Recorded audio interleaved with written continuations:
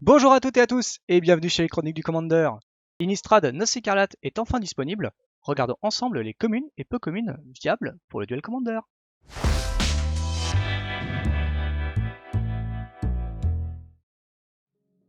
Avant de commencer ce top, n'hésitez pas à venir nous soutenir en nous suivant sur nos réseaux sociaux Facebook et Twitter, venir discuter avec nous sur notre Discord où nous parlons de Commander, duel Commander et même de Brawl. Bref, tout ce qui touche le singleton nous passionne, donc n'hésitez pas à venir poser vos questions autour de ces formats. Et enfin, n'oubliez pas de vous abonner sur YouTube et sur Twitch pour ne rien rater de nos lives, de nos replays et de nos vidéos que l'on sort quotidiennement. Pensez également à activer la cloche pour être notifié lors de la publication de nos prochaines vidéos. La nuit éternelle est tombée sur Innistrad, et les forces du bien peinent à briller sur le plan comme en duel Commander. Le blanc est un petit peu en PLS, il faut le dire. Comme carte intéressante, j'ai repéré Grâce Radieuse pour les decks enchantement Aura comme SRAM, qui a un second effet qui se coule sur vos adversaires, jouant un petit peu trop de créatures. En carte un petit peu sympa mais chère, il y a aussi l'escouade de la résistance, une 3-2 pour 3 qui pioche si on a un humain. Je peux y voir une place dans un deck Jirina par exemple. On a aussi l'escorte de Lundbok, celle qui m'impressionne le plus du set je pense.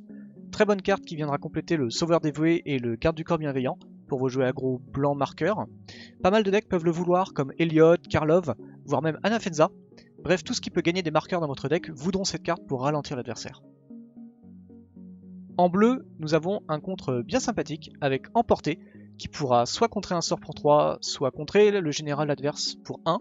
Franchement, je ne vois pas ce que ça pourrait changer pour le duel commande.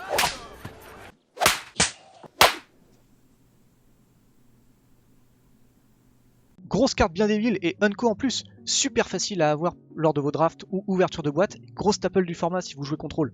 Même la version contrôle de Niv Mizzet prendra ce contre, tellement il donne un gain de tempo énorme. Pas sûr pour autant qu'il mérite un ban, car Dranith Magistrate existe depuis déjà un long moment et il est toujours en liberté, donc n'hésitez pas à vous procurer cette carte, vous ne le regretterez pas. Pour parler un petit peu d'autres cartes, nous avons la récupération de l'alchimiste, qui fera le bonheur des jeux tempo bleus comme Venser pour renvoyer les pièces de combo, protéger notre général ou virer une menace adverse pour pas grand chose. Autre carte bien sympa, Pensée éparpillée. Encore un Féofiction, comme on a déjà eu avec Déluge de réminiscence, sauf que là, on les met dans notre cimetière, et c'est nous qui choisissons ce qu'on veut garder.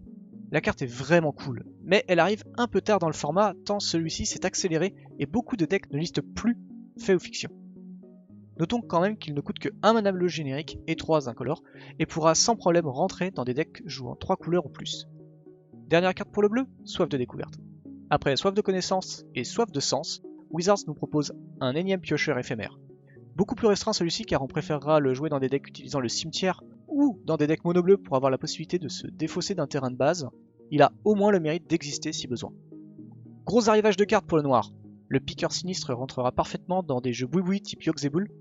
Une version plutôt axée zombie commence à émerger d'ailleurs. Pour cette stratégie, on notera également l'arrivée de l'Archighoul de Traben, la Ghoul sans sucéphale et le Majordome mort-vivant qui seront parfaits pour les stratégies zombies. Le Majordome rentre également dans les jeux Ogak et Kroxa pour remplir le cimetière et récupérer une créature si besoin. Je vois également la Fontaine de sang pour les Tevesh d'Argo ou n'importe quelle combinaison jouant d'Argo et du noir pour l'accélérer justement, comme le fameux Dargo Ishkra que l'on voit souvent sur les tournois des Chroniques du Commander justement. Enfin, et pour n'oublier personne, on retient la Phalange maudite qui fera grand plaisir au jeu d'Oran.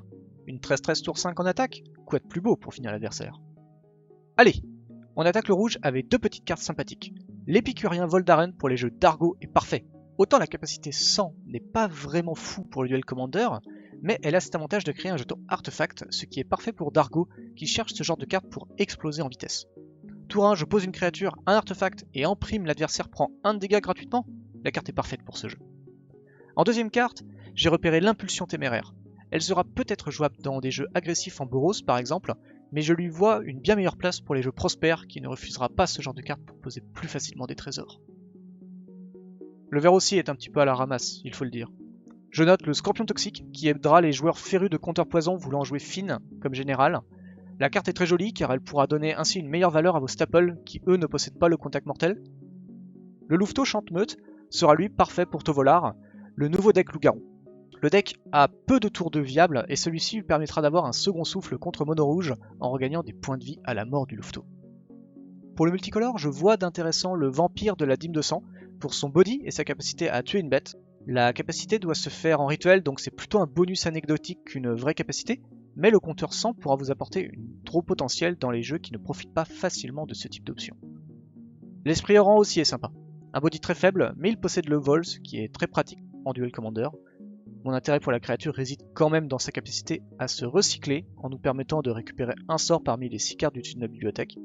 Elle se placera très bien dans un deck un peu plus budget qui n'aurait pas forcément accès à tous les sorts de Magic, et le body de la créature pourra grignoter quelques PV à l'adversaire avant de se faire arrêter. L'araignée Vilengeance possède un bon body, plus 2 capacités très utiles.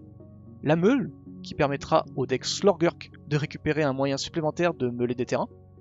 Les decks CDC tricolore qui récupèrent là aussi un bon carton qui peut permettre de placer d'autres créatures au cimetière et finir par sa capacité à poser plein d'insectes en fin de partie pour terminer l'adversaire. Le body est vraiment cool et je pense qu'on pourra la retrouver dans d'autres jeux pour toutes les capacités qu'elle possède. Je termine avec le purificateur de Markov qui pourra peut-être rentrer dans les jeux Lurus ou Karlov pour son côté pioche, mais vraiment pas sûr que les decks en veuillent vraiment car le coût de mana est un petit peu élevé pour ce genre de deck. Et voilà, c'est terminé pour mes tops des communes et peu communes d'Innistrad Noces Écarlates. On se retrouvera mercredi pour la suite de ce top consacré aux rares et mythiques de l'extension. Sur ce, je vous souhaite à toutes et à tous une très bonne journée et je vous dis à bientôt chez les Chroniques Commander. Bye bye!